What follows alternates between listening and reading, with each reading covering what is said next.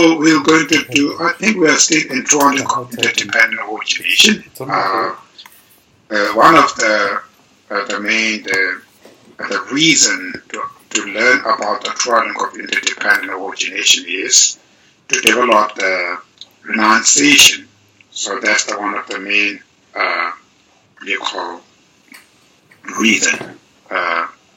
So understanding the triangle of interdependent is to develop the renunciation. So all of us, we need to be set up the intention. We are learning this triangle of interdependent origination. It's about to develop renunciation. So the practice is very important. It's any practice. First, the renunciation, because you have a renunciation, then whole your practice will help you. You can able to use your practice to reduce what's called negative emotion. So without having renunciation, then most of our practice will, it's becoming sort of like not that much helps to develop internal. So the whole supposed to be our practice is to looking inward. We try to use them to look inward to get rid of our mental affliction. So if you don't have that very strong wishes to get rid of your own negative thoughts, emotions, then the practice, practice will not be able to use to look inward to get rid of our mental afflictions. So one of the first struggle, why we are not success in the practice, why we are easily, feel lazy, and why our mental afflictions are not reducing, even being a practice for decades and decades, but still nothing changing the mental affliction, some, because of the lack of renunciation. So that's why the first, as a practitioner, to generate renunciation is so important. So that's why to develop renunciation, we use either through the Four Noble Truths or through the triangle of interdependent origination, or either through both. So the Four Noble Truths we finished last time. Now we are still into the triangle of interdependent origination. So before we discuss in this subject, of course, as a practitioner, we need to set up our intentions. And one of the best intention is to have bodhicitta, the essence of the Lam Rim, the practice is to develop the bodhicitta. So conventional bodhicitta or the relative bodhicitta and ultimate bodhicitta. Ultimate bodhicitta, which is the wisdom for understanding the ultimate reality, that's a bodhicitta. But relative bodhicitta, which is the method aspect of the practice, which seeking oneself to achieve inultimate Buddhahood to sake of all sentient beings. So that kind of intention is called the relative bodhicitta. So the practitioner make sure first, before we're going to discuss about this chapter, make sure each of us to develop or generate bodhicitta, which to be listening this teaching, we discuss this teaching, the main purpose is to achieve enlightenment to sake of all sentient beings. And then at least, the renunciation practice. I'm listening this, we have studied on this triangle of interdependent. The main purpose is to get rid of my mental affliction. So all the suffering, all the pain today we have because of our negative emotion. It's not because of just society, the communities, or because of the system, because of my families, or because of the jobs. Most of us, we think that way. When we suffer, we always think, my suffering is because of you, because of him, because of them, or something we always try to accuse to others as conditional. So as as long as when you have that kind of, belief or something, then, always the practice is not that much helps us. So when you have, I suffer because of my mental affliction. So I have too much pain because of my mental affliction. So all the suffering today we're experiencing because of our own mental afflictions. So as long as if you're living under the influence of mental afflictions, physical, mental, emotional pain, not only that, it can create the suffering even in next and next and next life. We're suffering in samsara because of we're living under the influence of mental afflictions.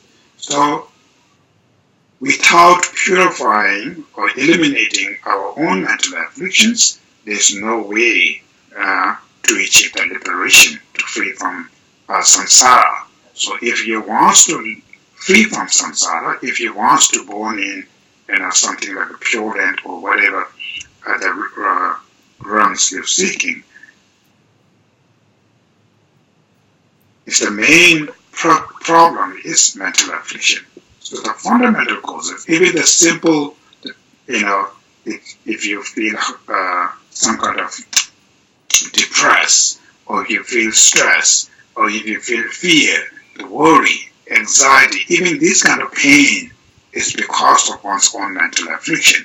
So to understanding that, you have to be first learn and mainly experiment, research. So research is not just researching some other people. It's simple.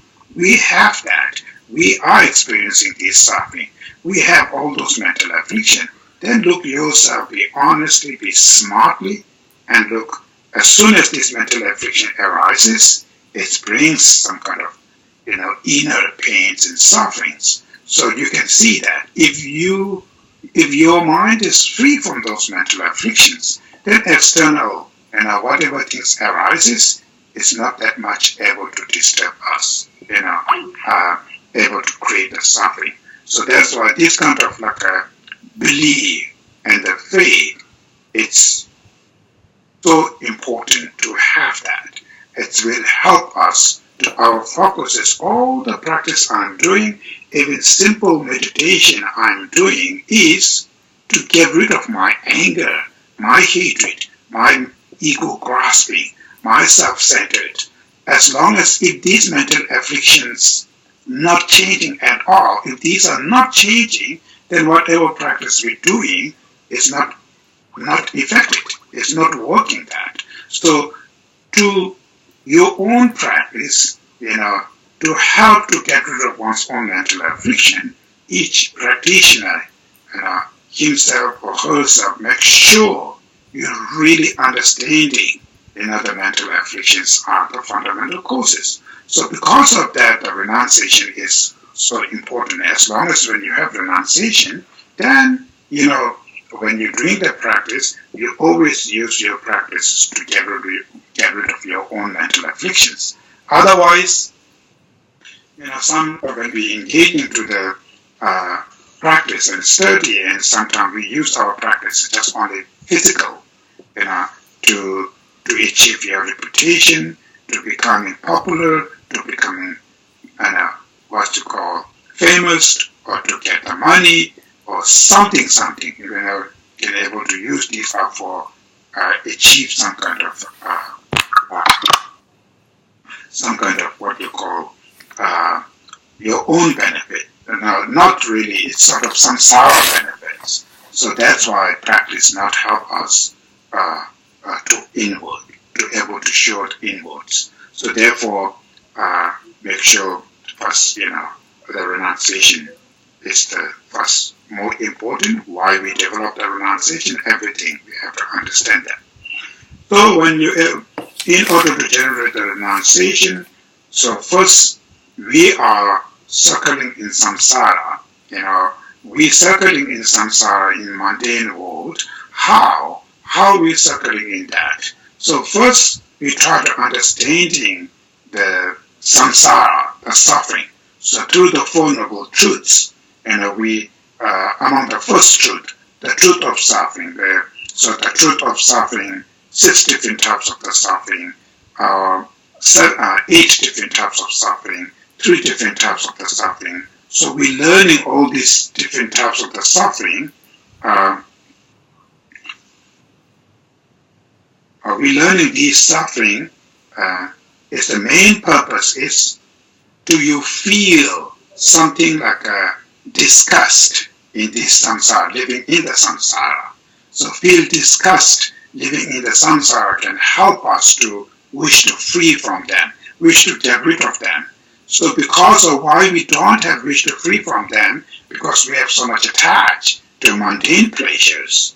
So the mundane pleasure, as long as when you have attached to the mundane pleasure, then there's no way to feel wish to free from them. So if you do not have desire to free from the samsara, then of course samsara itself never change. Samsara itself never reduce and never eliminate.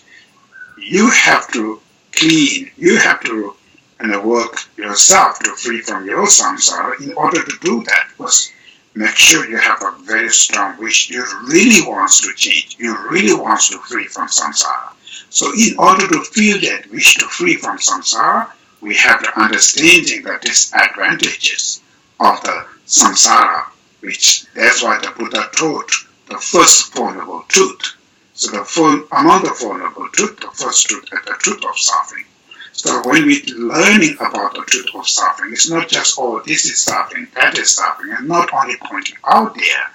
Deep of our heart, we're understanding the body, the 5 aggregates where we live right now. We're living with our 5 aggregates. So all of those 5 aggregates are contaminated. These are contaminated. These are suffering. So these are, something like a miserable. So we need to feel, to understanding that, and that help us to wish to change them. So otherwise, just relearning as, oh, this is suffering.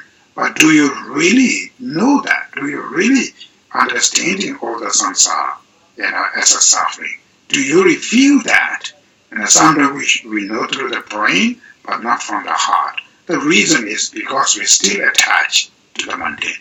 As long as when you attach to the mundane, then it's the symptom you're not understanding the real suffering. So that's why the Four Noble Truth, when we learn that and when we study that and when we meditate on the Four Noble Truth, the main thing is to develop renunciation. So in order to develop the renunciation, we are understanding that all the samsara is part of the suffering.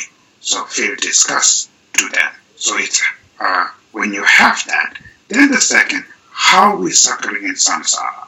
So how I'm suffering in samsara, it's not only in this life, it's been like from beginningless, our past, the countless of life we born in this samsara, we're suffering and same problem. Physical, mental, emotional pains and sufferings. Then we die, then we born, again suffering. So it looks like we born, we rebirth, all these things is sort of to experience the suffering, to feel the suffering, in all the life. So when we knowing that, why are we born in samsara? How are we born in samsara? Why are we suffering in samsara? So when we knowing why and how we suffering in samsara, then we can use,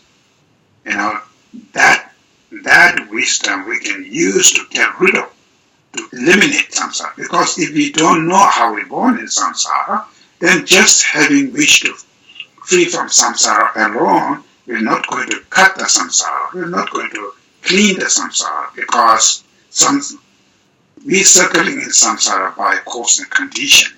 So without knowing the cause and condition, then there's no way we stop the cause and condition of samsara. So if we're not able to eliminate the causes of all this samsara, then we never ever able to stop to born in samsara, because cause and condition are already there. So of course we have to, research will be rapid because the cause and condition are already there. So that's why, to understanding more detail about the samsara, so we learning the trial of interdependent origination. So the trial of interdependent origination, first we should learn as a name each of those trial. Then we try to understanding each definition of this. What is that? How it comes? How it's related to each others? So last time we discussed quite a number of these. I'm not sure it's specific which number we are. So maybe I will just give you briefly introduce with all those trial link. So the first link is called the ignorance, and it's the fundamental cause is the ignorance. Second, karma, it's called compositional activities, which is the karma action. The third, consciousness, and then fourth, name and form. Name and form, which means 5 aggregates. The 5 aggregates, they use the short word called name and form.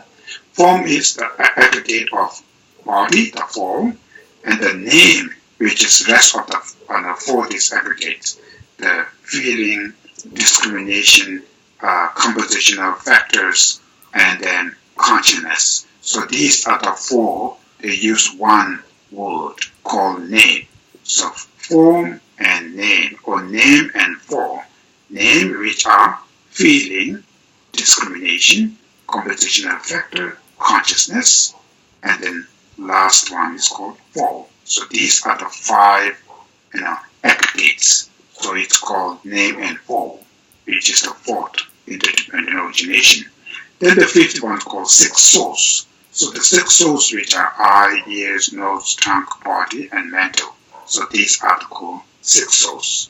Then the next, contact, and then feeling, and craving, grasping, potential existence, birth, and aging and death. So these are called trial link of interdependent: ignorance, compositional activities, consciousness, name and form, 6 souls, contact, feeling, craving, grasping, and potential existence, and then birth and aging and death. So these are the 12 called the 12 link of interdependent. So among there, now how we are circling in samsara, we have talked about one birth, one what you call the link of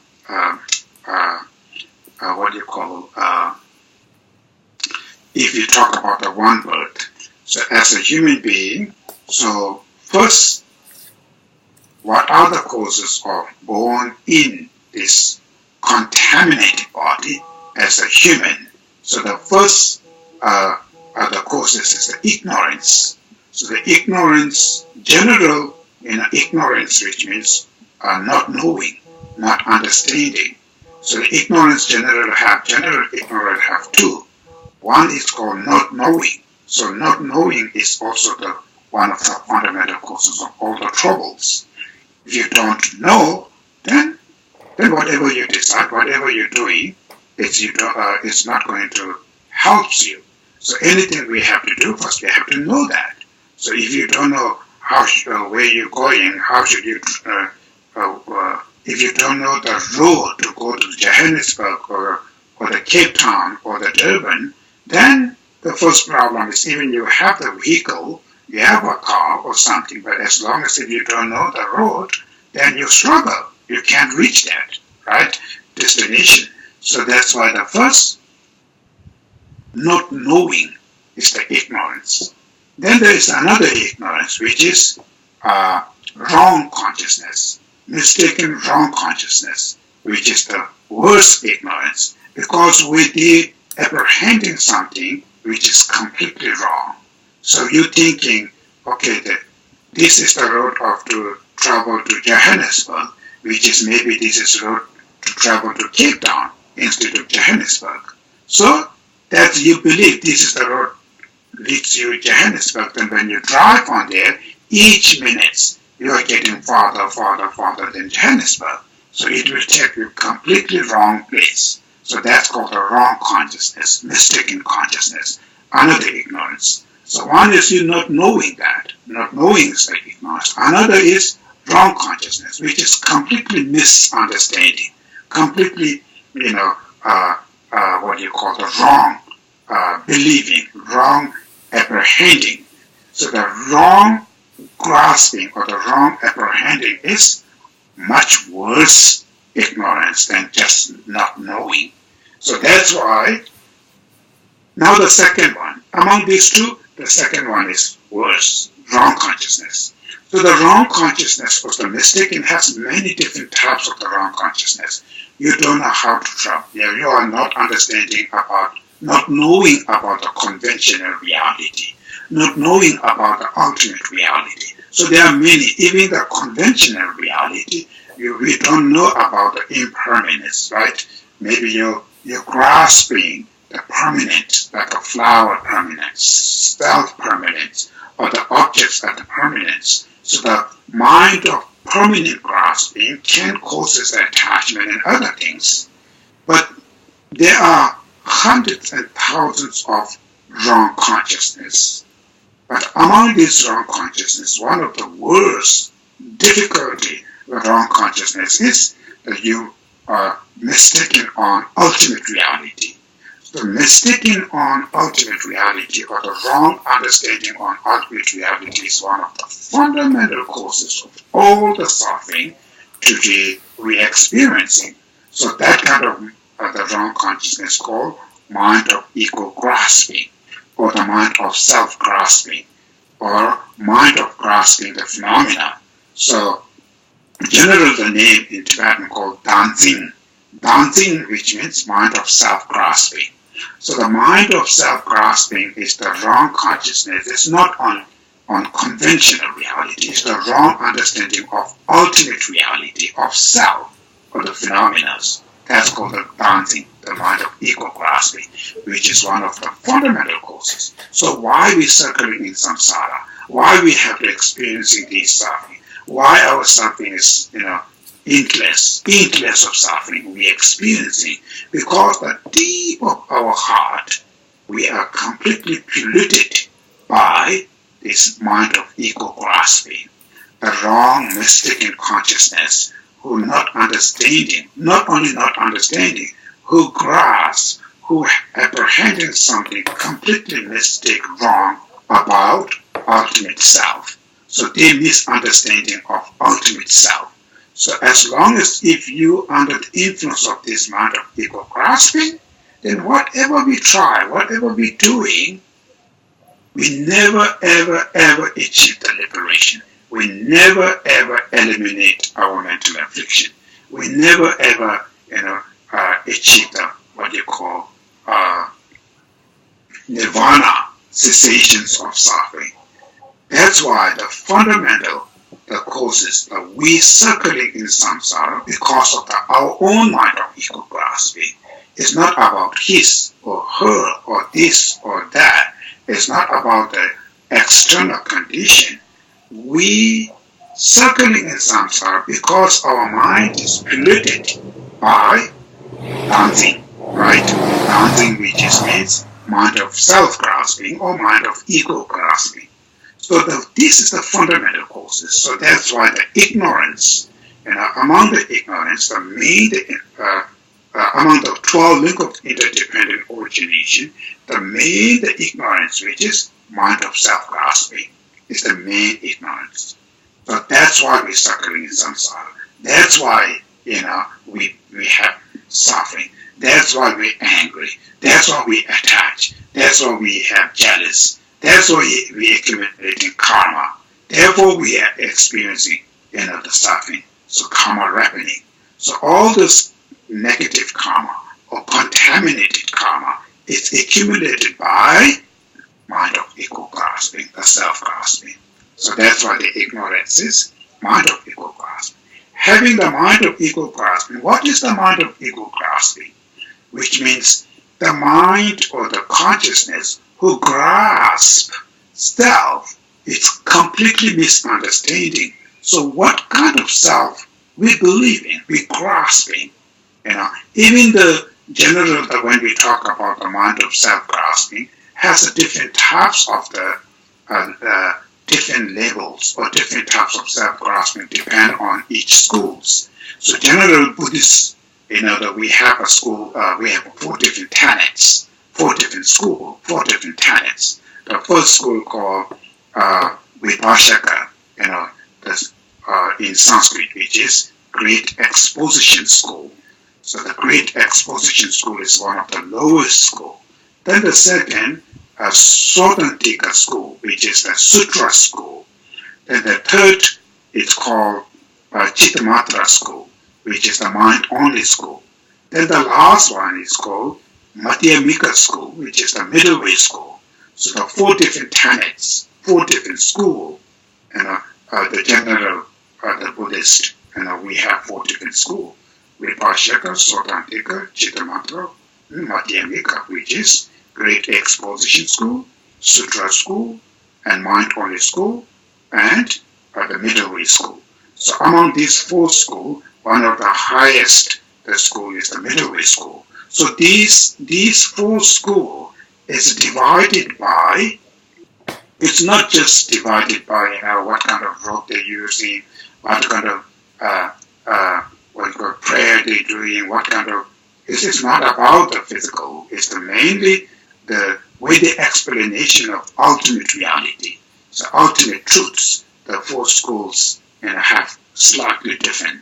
So my Vipassana school, the one of the lowest school, the explanation of ultimate reality is very gross level. Then the Sutra schools go a little bit subtle, and the mind-only school more subtle. And the middle way school is one of the subtlest, one of the highest view. So these are the 4 schools is divided by 4 different views. But the Great Exposition School and Sutra schools are quite similar. It's not very differences. So these 2 schools called the lower school, mind-only school and middle way school. It's called the higher school. 2 lower school, 2 higher school. So the lower school, Great Exposition School, Sutra school.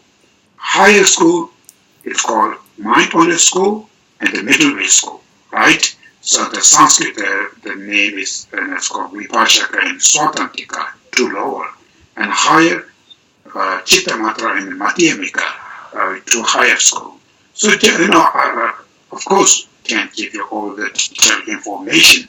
Just give you some kind of small information about those 4 schools, and if you want to study these other schools, the books are available in English, so read it and to get more information about that. But the point is, why this called lower school, Sutra school, and the Great Exposition School, is because when the explanation of the ultimate truth, ultimate reality, in the general we call 2 truths, right?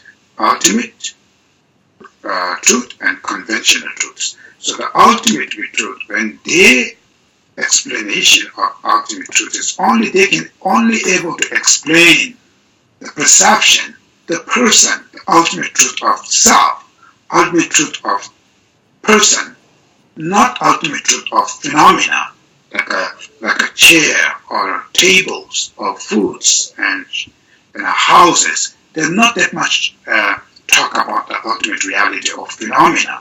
They're only able to talk about ultimate reality of the self, the perception, right? Perceiver, the self. So, 2 higher school, mind-only and middle way school, when their explanation of reality, not only the person, not only the perceiver, the person ultimately, they can also able to explain about the reality of phenomena, the physical phenomena, like the conventional phenomena, which are, flowers, tables, everything. They can able to explain not only the ultimate reality of person or self, they're also able to explain about ultimate reality of phenomena. And also the mind-only and middle way, a little bit, they both have a little bit different views if you go detail. But general, gives you the explain about the four tenets. So they all, why this too much complicated, too much philosophy? Why this? The point is we try to understanding the fundamental causes of the suffering, the samsara we living right now. It comes from our own ignorance, mind of ego grasping, mind of self grasping. So to identify that, it's very difficult because we need to understand it. Only the way to get rid of the mind of ego grasping is the wisdom who understanding the truth, reality. That's the only, and that's the wisdom is you have to achieve that. You have to have that wisdom. It's not the other's wisdom, like the enlightened beings and the Buddhas or the Bodhisattvas. Their wisdom of emptiness is not going to get rid of my ignorance, my mind of ego grasping. Only who can able to eliminate my mind of ego grasping is my own wisdom of emptiness, the wisdom for understanding the reality. So to develop that wisdom, we have to understanding the ultimate reality of self. So the ultimate reality of self, ultimate reality of phenomena. So the ultimate reality of self and phenomena is not easy because these are not obvious phenomena. These are the obscure phenomena. It's called the hidden phenomena. So the hidden, obscure phenomena is you can't see through the eyes or ears. We can't cognize through our sensory, through our sense consciousness. It's only through the mental consciousness. Even through the mental consciousness, as ordinary people, we can't cognize directly those ultimate reality. First, we have to understand through indirectly, called inferential cognizing. So the cognizer has two, valid direct cognizer, valid inferential cognizer. So that as ordinary people, only to cognizing the emptiness or ascertaining the emptiness, it's only inferential cognizer. So the inferential cognizer is not easy to generate. It's not easy. So you have to understand the logic, the reason. We cognizing the object we cognizing, so that the object, the emptiness, it's only through logic or reason or example or something we can't cognize directly because these are the hidden phenomena. These are the obscure, right? The phenomena. We can't cognize that. So it's very hard because emptiness don't have shapes. Emptiness don't have color. It's not like, it's only the logic and reason and think about what is that. So that's why the explanation of ultimate reality, the emptiness, is very tough and deep. That's why it's very much involved, the philosophy, the logic, only that. Just some recitation of mantra, some prayer, just say something, it's not going to cognize the emptiness. It's not understand the emptiness. So to understanding, to cognize the emptiness, we need to be study more, read, understanding philosophy and think about and meditate and experience. There's need to be so many because this object is very, very subtle and deep, very difficult to understand. That's why, in order to teach, in order to explain that, so 4 different views, much first gross view, then go more subtle, much more deeper, as the initial, maybe the people, the brain is not capable to understand directly. So for that reason, first they give you very soft, very surface view, then go much deeper. When you understand the surface, then go much deeper. First, try to understanding the impermanence, how the things changing. Our eye sense consciousness, we can't see this pencil is changing right now, moment. We don't see these things. These are changing moment in moment. Through the logic, the reason, we have to put all these pencil is changing second by second. Even we don't see directly, but through the reason. So the first they teach, it's not about what you see. It's not just really exists that way. So that what we experience in our eye, whatever things appear, doesn't really exist like that. There are many things there which just layers and layers we don't see. So we have to apply the logic and reason. So, this simple, the school's the explanation of general, the things are impermanence. There are the two different aspects, the aspect of impermanence, the aspect of permanent side things, which are the emptiness and so forth. It just gives you some idea. So that's why the different schools. Then when they go higher school, then they go much deeper, how the things exist. So the mind-only school, for instance, say, things looks like when we look in the pencil, it's an external there.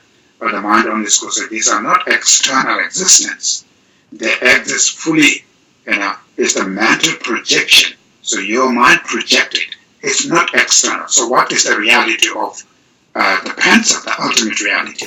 So it's called the ultimate reality of pencil is empty of external existence. So the emptiness of object is the empty of external existence. Everything is projecting by mind. It's your own imprints, your tendency wrapping into your mind, then you will see when you utilize. It's all you project by your mind.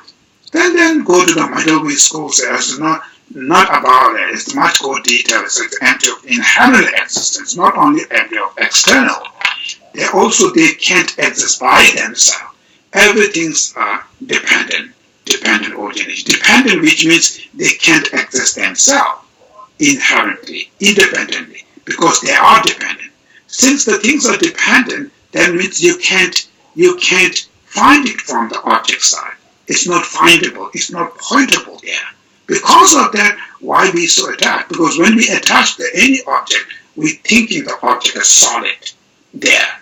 So it's attractive object, very solid, and an absolute attractive object. When we see, when we believe, it can create us attached. Very unattractive objects and solid, independent, objective existence. Like when we see that, it can create us anger. All those emotion, it's a way of we seeing the things which is completely mistaken wrong.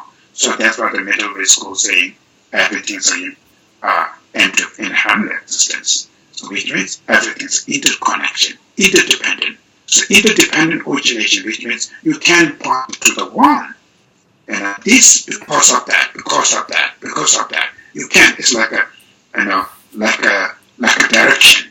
So why this direction become a east? It's go to this direction, try to find why this is east. You never find it.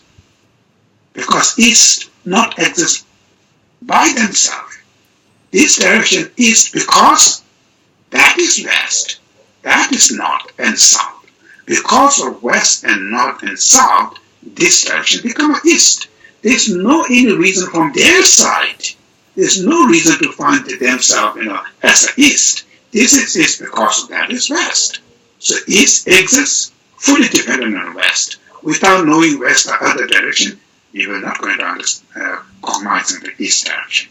That means to becoming east, fully dependent on west, right? So that kind of logic, everything's are, interdependent, interconnection, which means because of that, anything can't exist by themselves. But still our mind grasps.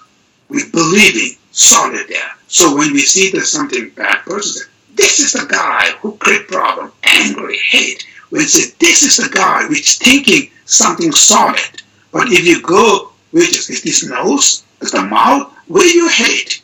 You hate the mouth or you hate the nose or eye. Try to break it down. There's nothing. You will not going to find it, the person where you hate. Any part of his body, any part of his mind, his behavior, everything when you investigate, you're never going to find this person. But just without investigating general, you say this is the person. So that emotion today we have, all the negative emotion we have, it's just, It's not really, it's just without investigate. We just, our psychological, we create that, we believe that, we ended up with full of frustration, full of anger, full of negative, full of depression. Not because of that, we feel suffering, and not only that, we're accumulating many contaminated karma for our future life, more and more suffer.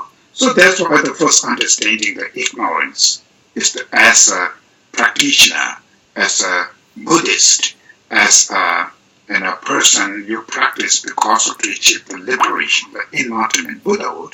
If you really want that, then we have to understand the troublemaker. Who is the troublemaker? Who is our enemy? Why I'm suffering in samsara? Why I have so much problem? Why I'm stuck into this mundane realms or mundane life? It's because you stuck with this ignorance, the mind of ego. Among the ignorance, one of the worst, the deep ignorance, the ignorance who don't understanding the ultimate reality. Ignorance who fully misunderstanding the ultimate reality of self, ultimate reality of all the phenomena. This is the one big nut. He holds us that. In order to lose these nuts, we have to only the wisdom of emptiness. That's why the Buddha says, wisdom of emptiness, only the gate, only the one door will going to lead us peace and liberation. Only one is the wisdom of emptiness. So not having that is no way to free from samsara. So that's why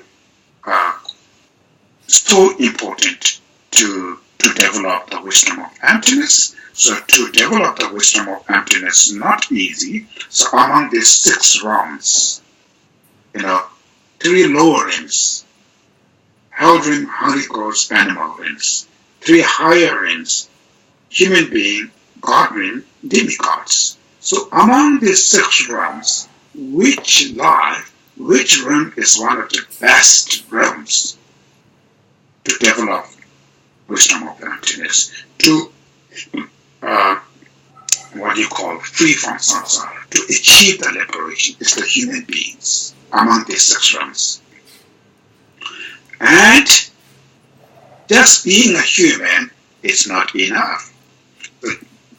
Just being a human will not going to be able to generate wisdom of emptiness. So as a human being, you have to engage with the Dharma. In order to engage with the Dharma, alone is not enough. You have to have qualified, reliable teachers. Not only that, you have to have some kind of interconnection, so-called the faith to the Dharma. So having faith to the Dharma, and the Dharmas are available, and the environment has a Dharma, and teachers are, so that's why we talk about the precious human life, right? Leisure and opportunity, precious human life. Leisure, which means free from 8 non-leisures. Opportunity, we have 5 for oneself, 5 for others, the 10 opportunities. We've been this. So these are why we're talking about this, to understanding how fortunate I am. Today, this human being, the realms I have today, it's all the favorable conditions arises. All the unfavorable conditions are completely free. I'm not born in hell and hungry ghosts, animals and blah, blah, blah, 8 non-leisures we talk about. So I'm free from this. I'm free from them. I'm free from not only, for that, even human beings. I'm free from, the being something problem in the brain. I'm free from the being who live in the rural area, which don't have any dharma at all. So all this, we free from all of them. And 10 opportunity. This is the life which I have today, is one of the best life, because this is the life can able to generate wisdom of emptiness, can able to antidote to the mind of ego grasping, can able to eliminate mind of ego grasping, can able to achieve the liberation in this life. That kind of all the potential, I have that. So when you're knowing that, then you can really feel this is one of the very opportunities. So because of knowing one's own life as a very opportunity, then you are going to use your life. It's not only the material. Otherwise, many people, you're born, you have everything, but you use your life as the material life. Just for food, just for work, and blah, blah, blah, just for family, just for do this. It's just material, just for live. Live, that's all. As an animal, doing the same thing. An animal can create their own house, they can take care of their own child, they can protect their child, they feed their child, so that they're taking care and again, and that's they can do also.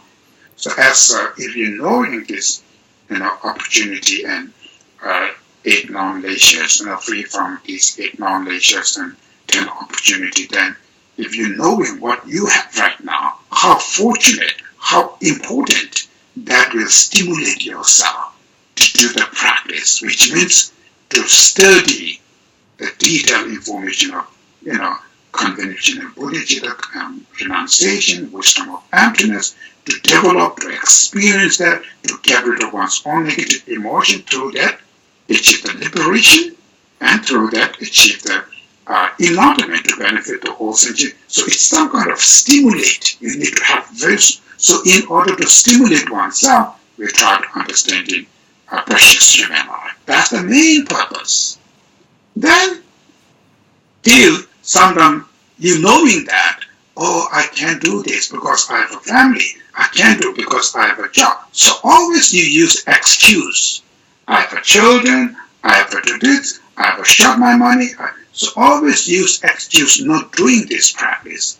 Majority we have. But this excuse come from attachment. It's not because of only the physical things. Because of so much attached to the mundane. So even your karma and the mundane things, for you, mundane thing is more important than karma. So that's kind of belief, that kind of mindset, when the person has, then never success. So to get rid of these things is that meditating on impermanent death meditation. So death is certain, the time of death is uncertain, at the time of death nobody can help you except karma, right? These 3 roots, 3 decisions, 9 reasons, so according to the Lam Rim text. So these are the practice. These are not just study academic. We use that first, we learn that, meditate to that is certain. When you really feel that, then your determination is, I have to do the practice. Then your 3 reasons, the time of death is uncertain. Even my family, whatever it is, I will go to die. I have very opportunity, the life I have, fortunate life I have, but I will lose. But not only lose, the time of death is uncertain, which means we don't know. There's no guarantee. Maybe next month, or next year, next weeks, who knows that? There's so many conditions of death. There's little facility to survive. So all these 3 different reasons, you look at and meditate that. As long as when you really feel that, then your decision on the second decision, I have to practice the Dhamma right now.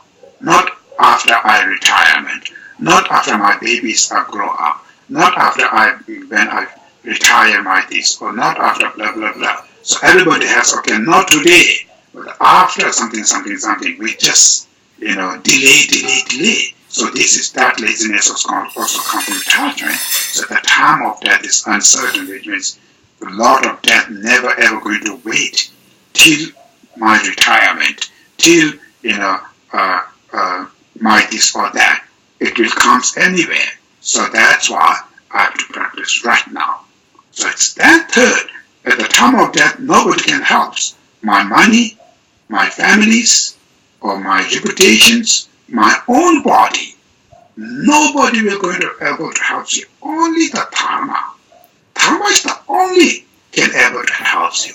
Among the Dharma, there are many. One of the best of Dharma is the wisdom of emptiness. If you have that wisdom, and that wisdom will able to help when we die, because that wisdom will going to antidote to all the mental afflictions. Because of that, when you purify the negative emotion, it can cleanse your negative karma, and there's no reason to feel suffering if you don't have any causes of suffering. So that when you're knowing that at the time of death, only Dharma, then you're thinking that Dharma is the first Dharma. Then mundane thing is next, right? Mundane thing we're using that is just for survival. Purpose of survival is to achieve liberation, to ultimate peace, ultimate happiness. It comes from wisdom of emptiness, bodhicitta. The practice is the only can lead us into the ultimate happiness. So if you have that concept, then we always choose first the Dharma. Otherwise, Dharma is the last. First, my family. First, my job, my mundane thing. It's ended, never ended. Today some, tomorrow there's other things. Tomorrow you go, next day that. It's never ended, never. And the point is, it's just mundane. It's just for surface. You have them, you suffer. You don't have them, you will suffer. There's not reliable. Not having car, we suffer. Because of car, you will be suffer. Same, right? Not having job, you're suffering. Because of job, you will suffer. Not having husband, wife, boyfriend, girlfriend, they're suffering. Because of husband and wife and boyfriend, girlfriend, you suffer. Because of not having child, suffering. Because of child, suffering. It's never ended. It's just endless. Not having them, problem. Because of them, a problem. It's never finished. It's if you're just going on that way, endless. Never.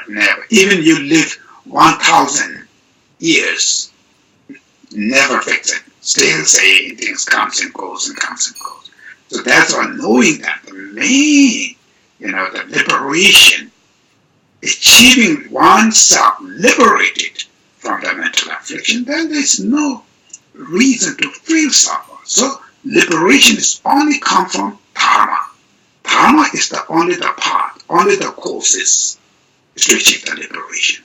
So as a human being, as a precious human life, this is the life, one of the best life to able to utilize the Dharma. This is the life can generate the Dharma. This is the life who have potential to achieve everything to achieve enlightenment is this life we have. So, what you call appreciate oneself, to stimulate oneself, to understanding that, stimulate oneself, to engage to the Dharma, to do the Dharma, to go into there, and to get rid of one's own mental affliction. Among their first ignorance.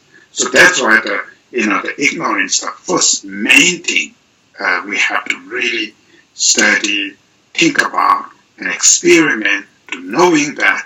That's why the four planets, we're studying them. It's not only as academic, it's not only as a scholar, it's as a practitioner, as a practical point of view, where the explanation of ultimate reality. Second school, third school, and the last middle school is one of the highest and best school, can able to explain one of the subtlest, one of the deeper or highest view of ultimate reality. So human being, we have a human intelligent brain, we can able to study that. If you're born an animal, then it's not, we can't do that. So they can't study these things. So that we can able to read and study. So always don't waste your time. Don't use only for the mundane. The same time use with Dharma, study and input, put down something. Then slowly getting better. So that's the main point to study and dwelling. Because of the ignorance, then compositional activity. Because of the ignorance we have, so the ignorance, it creates, because of the ignorance, it creates something, you misunderstanding of the reality world, then every decision, it comes from one's own mind. If the mind is wrong, your decisions become wrong. When your decisions become a wrong mistake, your action always be wrong. So that's why misunderstanding or mistake consciousness create mistaken action. because of mistaken decision. So mistaken action, the compositional activity, which is the second dwelling of interdependence, second interdependent, which is the compositional activity. It's called contaminated karma.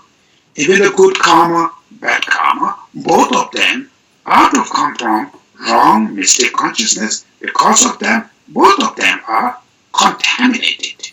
So that's why the good contaminated karma can become a causes of born in higher rebirth as a human being, God, and demigod, but they are still part of samsara. So they are still suffering. So even the good karma.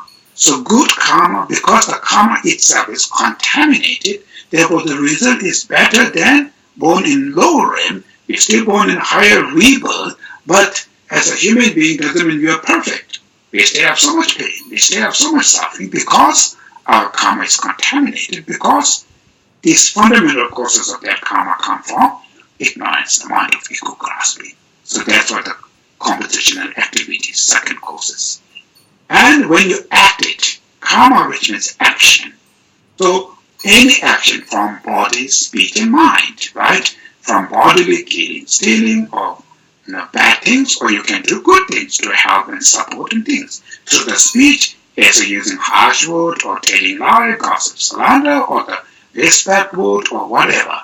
Even good speech or bad speech. From the mind, there's a good and the bad, anything.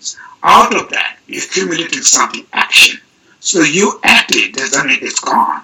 When you act, that actions are still there. So they, after the second moment, all those actions, after when the minds come down, they put imprints.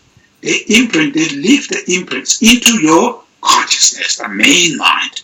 So that's what the third is, the consciousness, the main mind, who holds all those imprints of the karma.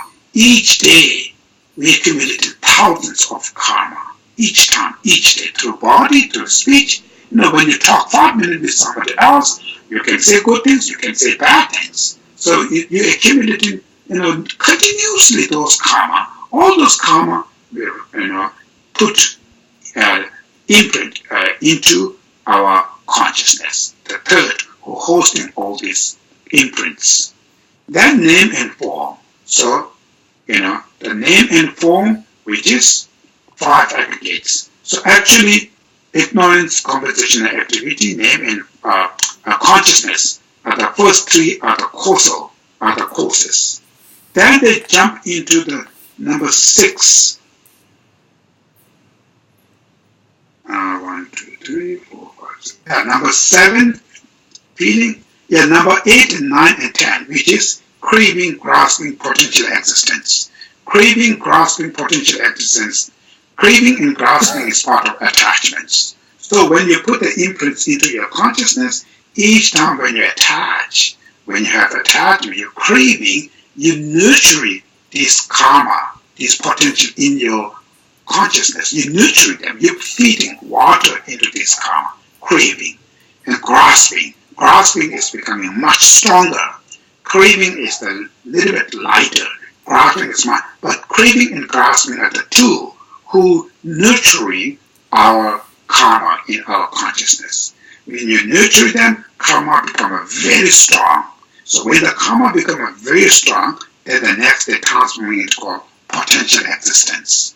Potential existence means the karma will go to rebirth. It's nurtured like a seed. You put the water, now seeds become very, almost giving the result. So the next day, it will bring the sprout. Like that. When that moment is called potential existence, the karma, which is almost not going to bring the result. By who made that strong? Craving and grasping, 2 attachments. That's are the 6 causes.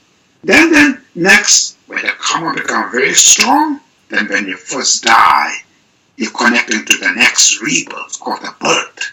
So the birth means connection to the next rebirth by potential existence, right? The karma which is very strong to born in human or to born in animal, whatever, which karma you nurture it, that karma becomes very strong. So when you die, that karma will, give the result to connecting your consciousness into the human or the animal. As a human, your consciousness is connected to the human by potential existence. So that's why when you're connecting to the next rebirth, it's called the birth, number 11. When you connect to that, then you go back, the first name and form.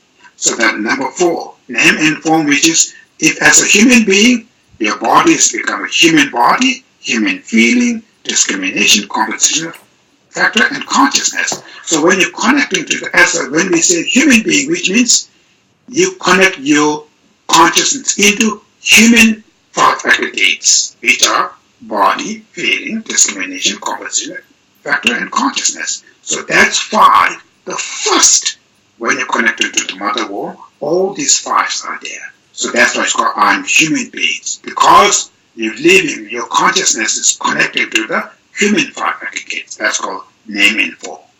That time, it's liquid, right? In the mother womb, father side of the white drop and mother side of the red drop, they mix together as just like a liquids. At that time, you rebirth, you birth. It's of name and form. Then slowly, each week, it's getting bigger and bigger and bigger. Eventually, in the eye faculties comes ears, nose. Then all these 5 sensories and the mental consciousness can active, can arise because of the body can able to function that. So when they transform into that, it's called 6 sources, which are eye, ear, nose, tongue, body, mental. 6 sources there, becoming, very, now quite all this consciousness aware.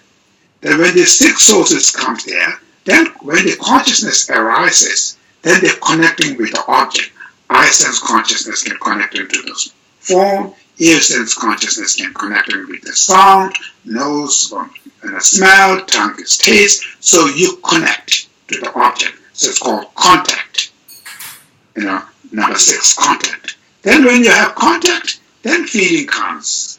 You feel good, bad, this. Then after feeling, craving. You feel good, you're craving that, you want that. Then when you crave that, you're grasping.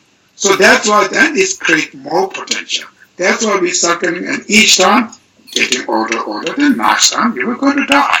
So that's the way we traveling in our life into samsara through the drawing of interdependent origination. So to get rid of them is the first ignorance. We have to stop that. So through knowing these things, then you renounce all these mundane things. Even the good or bad, it's not reliable. It's all part of suffering. So that through that, only the way to get rid of this suffering is come from one's own mind. We have to get rid of our mental affliction, craving, grasping. Among these down, ignorance. So only the way to achieve liberate from this suffering is I have to liberate my mind from mental affliction, ignorance. But then when you have very strong wish to achieve one's own freedom of negative emotion called cessation, wish to achieve the liberation, the cessation for day or night, you have very strong sense of wish, very strong wish to achieve liberation, and seeing all those mundane pleasures is part of suffering. The nature of all the mundane pleasures is part of suffering is discussed to the samsara, and we have a very strong, it's only thinking is to achieve that liberation, and this is the life I can able to do that. This is the only the life I can able to achieve and engage with the Dharma. I have a tool, I have inspired, everything today I have. So you have very strong wishes to achieve self-liberation. That kind of wishes when you generate, then you achieve renunciation. You have a renunciation. But that's the main purpose of this practice, to study and drawing, is to develop renunciation. Okay, this was already been more than 1 hour. So, then after when you renunciation, having renunciation, now to achieve the liberation, how should we achieve? Just wish to achieve liberation alone, you are not going to achieve the liberation. So to achieve the liberation, what we need to have the path. What kind of path can help us to achieve the liberation? As a medium scope, it's called 3 higher training. The higher trainings of ethical discipline, higher training of concentration, the higher training of wisdom. So 3 higher training is the main part.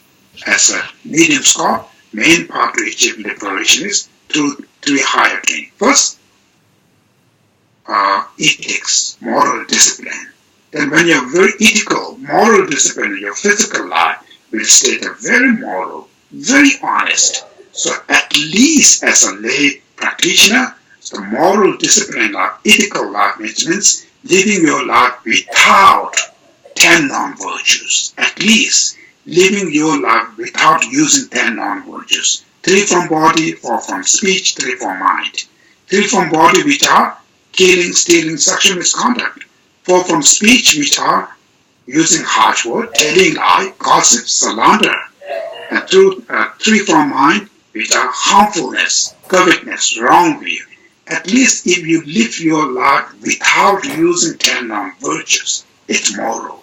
So when your life is very moral discipline, you can able to concentrate, less distraction. So when your concentration becomes very strong, then your wisdom, become smart and stable. So that's why through the wisdom, you get rid of all the ignorance. It's the mainly direct, it's the wisdom. To develop wisdom, you have to have very strong concentration. In order to develop strong concentration, your life should be lived very moral, disciplined. So that's why they are dependent on each other. So these are the main part who leads you into the liberation. So the medium score practitioner, 3 higher training is the main, the part after the renunciation. They use 3 training through that achieve self-liberation. Okay, that's today. Thank you very much. So we're going to recite the first the dedication prayer. We should dedicate our virtues and merits to benefit all beings, and dedicate our virtues and merit to His Holiness the Dalai Lama, remains eons and eons in this planet, and achieve whatever his wishes, and Dharma will spread all over the world, and through that sentient being will engage to the Dharma, through that purify all those mental afflictions, all the negative karmas and mental affliction. Through that it makes world very peaceful, very harmony, peaceful world. So then any individual the dedication you have, you can also do it. Dagi jini sabi jewa de dendang rowa kuila kampeda chebra chitri losan trabaki debi nimbo rito seche sho kare rawe kuile shingan so dendang dewa mari chungwe yere sewa tenzi japso ishabe siti pato yengyur chi penze ti denpa sibu tanye to longi nambara miyoshi debi ngangzu shene denpa la ichi nye tato kawara sho Geshe Rinpoche makikana kiku neba neba one kondu pewa sho pama senje tamche tetan tengyuji wata chanjo senpa kana sushu teta kunji melam tokyuji.